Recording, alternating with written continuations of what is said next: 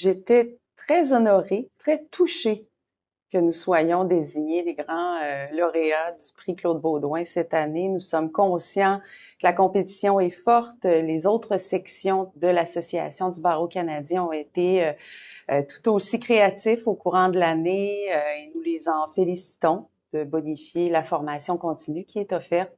Alors, j'avais excessivement hâte de partager l'excellente nouvelle avec les membres du comité qui étaient également très heureux.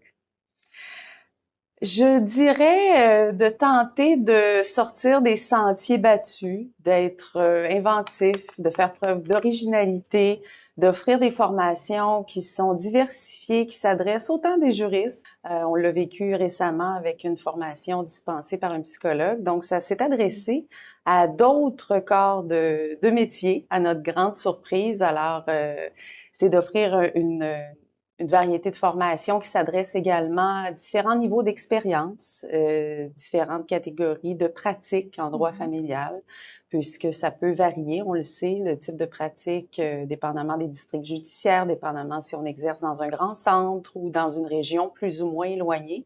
Alors, on tente d'offrir des formations qui sont accessibles et qui vont permettre aux juristes et à d'autres sphères là, d'autres acteurs du droit de parfaire des connaissances.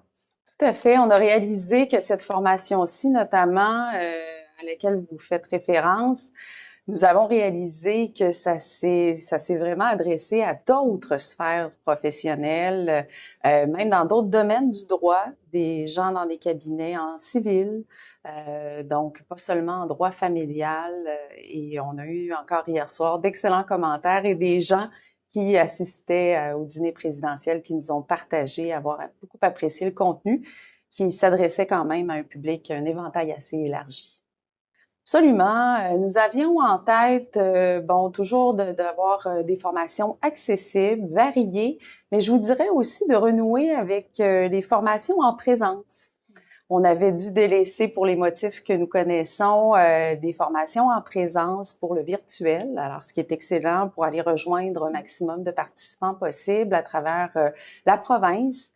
Mais nous avons organisé le premier colloque en droit familial de l'année dernière en novembre au quartier 1030 de Brossard pour permettre aux gens de renouer, de côtoyer les confrères, les consoeurs, les membres de la magistrature également qui étaient présents. Donc, c'était également là, de promouvoir le retour de formation en présence lorsque ça s'y prête effectivement. Avec plaisir. Alors, effectivement, c'est déjà confirmé. Nous en sommes à l'organisation du deuxième colloque en droit familial qui aura lieu le 6 novembre prochain. Nous avons cette année comme objectif d'aller rejoindre un autre secteur du Québec. Donc, cette année, le colloque aura lieu au centre-ville de Montréal. C'était un autre de nos objectifs également d'offrir des formations dans des secteurs variés. Et nous aurons, je pense, encore de très belles formations qui seront offertes, des membres de la magistrature qui sont présents et nous visons un succès à nouveau cette année. Alors, nous sommes 8 femmes, effectivement, qui œuvront dans divers secteurs du droit de la famille, divers districts, ainsi qu'une étudiante de l'Université Laval en droit pour 9 membres. Alors, cette année, nous avons recruté quelques membres supplémentaires pour vraiment diversifier les secteurs et les districts desquels émanent là, les membres. Donc, nous avons des gens à Gatineau, en Abitibi-Témiscamingue, Québec, Montréal, Chicoutimi maintenant également.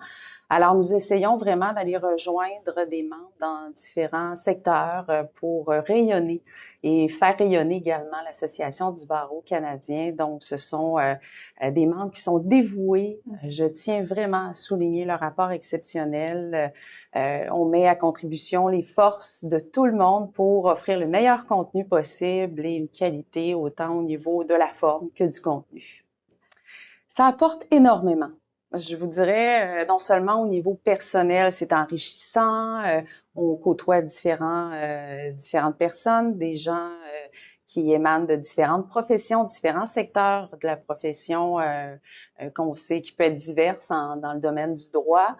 Alors, c'est enrichissant personnellement ou aussi professionnellement. Il y a des compétences particulières qu'on côtoie des gens, on parfait la sphère des gens dont on fait la connaissance. Ça permet de tisser des liens, des amitiés également. Alors, j'ai vraiment à cœur de participer à la formation pour permettre aux membres, évidemment, du barreau, aux membres de l'Association du barreau canadien d'exceller et d'être un support encore plus performant auprès là, des justiciables.